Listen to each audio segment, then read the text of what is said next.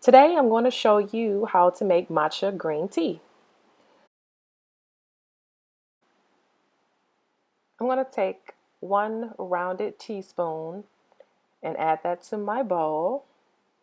And then I'm going to take about 1 to 2 ounces of boiling water and pour into the bowl.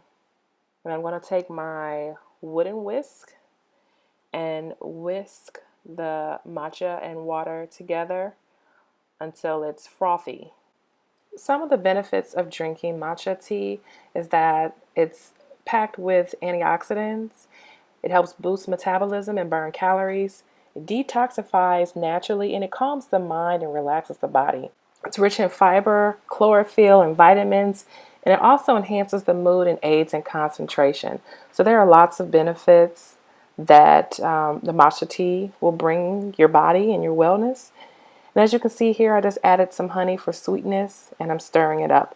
So if anyone would like to purchase this matcha tea ceremony bowl, I will put a link to where I purchased this in the description box.